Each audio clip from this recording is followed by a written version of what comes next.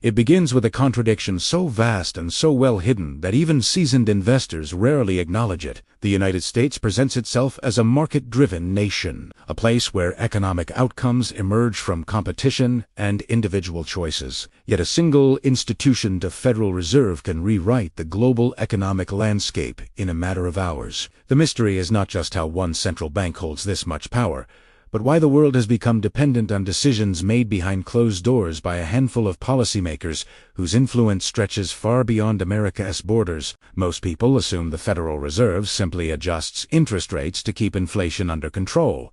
But that is only the surface. Beneath it lies a deeper mechanism, one that silently redistributes wealth, shifts global trade flows, pressures governments, collapses currencies, and determines which countries prosper and which struggle. And the most surprising truth is that many of the Fed's most consequential decisions are reactions to crises that it helped create in the first place. To understand how the Federal Reserve gained this transformational power, we must rewind to the early 20th century, when the U.S. economy was a chaotic, boom-and-bust system dominated by regional banks and speculative financiers. The Panic of 1907 nearly destroyed America's financial structure.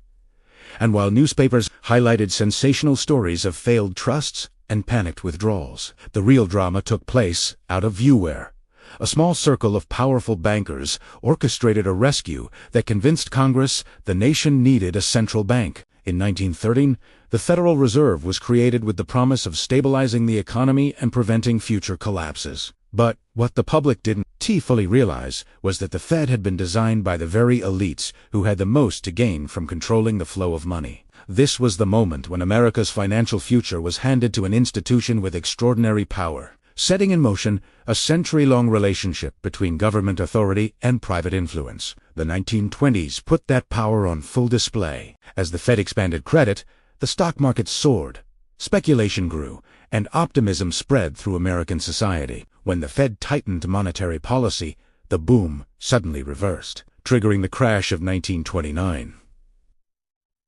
What followed was a brutal lesson in how centralized monetary decisions could shape the destiny of millions, revealing a pattern that would repeat again and again. When liquidity flows freely, growth accelerates. When it is withdrawn, devastation follows. In the aftermath of the Great Depression, the U.S. government attempted to rein in financial excesses by creating new regulatory bodies like the FDIC and the SEC. But even as reforms strengthened oversight, they also expanded the Fed's central role in steering the economy. And as America transitioned from crisis to war, the Fed's influence quietly grew, linking the stability of the entire financial system to its decisions about interest rates, money, supply, and credit conditions. When World War II ended, the United States emerged as the global financial leader, setting the stage for the Bretton Woods Agreement. This system tied global currencies to the U.S. dollar, which was itself backed by gold, giving the Federal Reserve and the U.S. Treasury unparalleled influence over international finance. Countries around the world held dollars to stabilize their economies, effectively making the U.S. central bank the backbone of the global monetary structure. Under Bretton Woods, the Fed's decisions began shaping not only American prosperity but international capital flows. When the U.S. printed more dollars to fund domestic programs and overseas wars, foreign governments grew increasingly concerned about the country's ability to maintain its gold backing. These tensions built quietly for years, until the system reached a breaking point. In 1971, President Richard Nixon unilaterally ended the dollar's convertibility to gold, severing the final link between global currencies and tangible assets. With a single announcement, he transformed the U.S. dollar into a purely fiat currency, backed not by metal, but by trust limited to the credibility of U.S. institutions, particularly the Federal Reserve. Overnight, the Fed gained the power to create money without physical constraint, setting the stage for new forms of economic influence. This shift allowed the Fed to shape markets more aggressively. When inflation surged in the 1970s, Fed Chairman Paul Volcker responded with record-high interest rates, intentionally triggering a recession to force prices down. The human cost was immense. Factories closed, unemployment soared, but internationally, the impact was even more severe. Developing countries that had borrowed heavily in dollars suddenly found their debts impossible to repay, triggering the Latin American debt crisis. A domestic policy decision had reshaped entire regions of the world. By the 1980s, deregulation and financial innovation expanded Wall Street's power. Derivatives, leveraged buyouts, and the rise of multinational banking deepened the connection between global markets and the Federal Reserve's actions. When the Fed moved rates, even slightly, capital poured in or out of countries at staggering speed. The global economy had become a web of reactions, all tied to decisions originating in Washington. In the 1990s, as globalization accelerated, the Fed's influence became even more pronounced. When the Asian financial crisis erupted, investors fled emerging markets and sought safety in U.S. assets, strengthening the dollar and amplifying the crisis abroad. Again, a crisis thousands of miles away was partly shaped by America's interest rate policies and the outsized role of the U.S. dollar. The early 2000s introduced a new challenge. After the dot-com crash, the Fed slashed interest rates to stimulate growth, inadvertently helping inflate a housing bubble. Low borrowing costs encouraged risk-taking, while global investors poured trillions into U.S. mortgage-backed securities. The fragile system ultimately collapsed in 2008, revealing how overly loose monetary policy could distort markets worldwide. When the financial crisis hit, the Fed intervened with unprecedented force. It created trillions of dollars through quantitative easing, bought failing assets, and rescued major institutions. But while these moves stabilized the system, they also redistributed wealth upward, inflating asset prices that benefited corporations and investors far more than workers. This was the moment when many economists realized the Fed had become the most influential economic institution on Earth, capable of rewriting global market conditions with a single policy announcement. Post-crisis, the world became even more dependent on Fed policy. When the U.S. cut interest rates to near zero, capital flooded into emerging markets in search of higher returns. When the Fed signaled tightening, currencies plunged, borrowing costs soared, and nations like Turkey, Brazil, and South Africa felt immediate pain. The phrase, "when the Fed sneezes, the world catches cold," became more true than ever. During the 2010s, the concentration of economic power continued to grow. 3 major index funds accumulated enormous stakes in global corporations.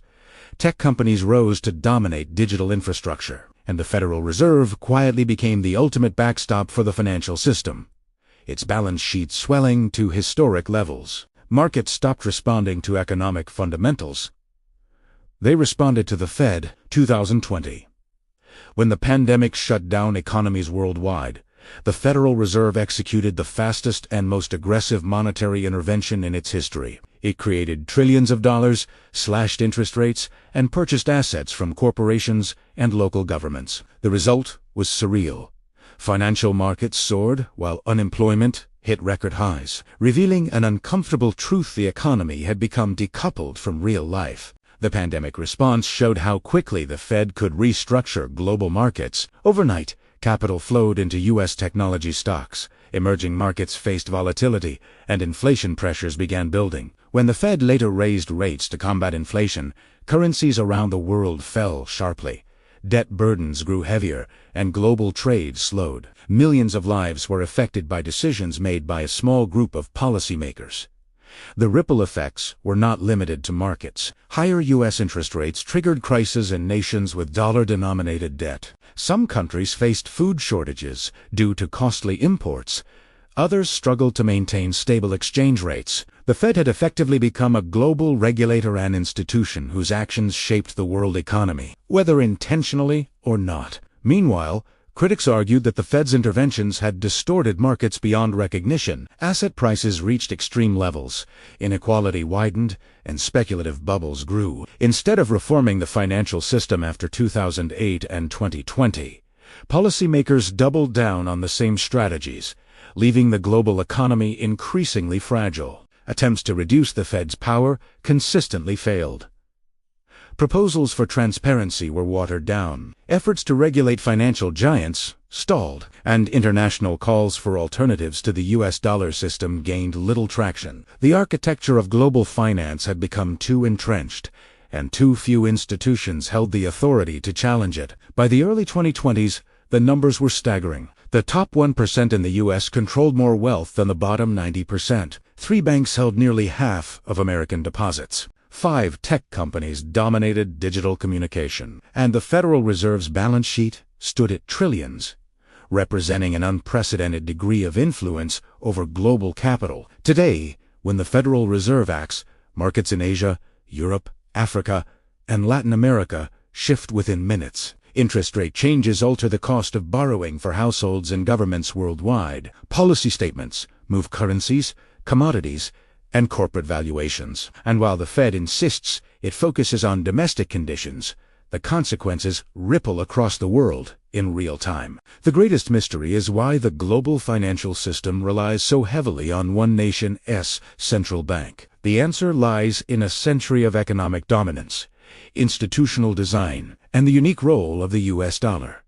But this reliance comes with risk that the choices of a few will determine the fate of billions. The first key takeaway is that Federal Reserve decisions do not simply guide the U.S. economy, they reshape global systems instantaneously. The second is that every crisis strengthens the Fed's influence rather than limiting it. And the third is that reliance on a single institution creates vulnerabilities that could define the next global downturn. The future of the world economy may hinge on whether new systems emerge to balance this power or whether the Fed continues to act as the de facto central bank of the planet. Either outcome carries profound implications for nations, markets, and individuals. If this exploration opened your eyes to the hidden forces shaping global finance, consider staying connected, because understanding how the Federal Reserve moves the world is the first step in understanding the future you will live in.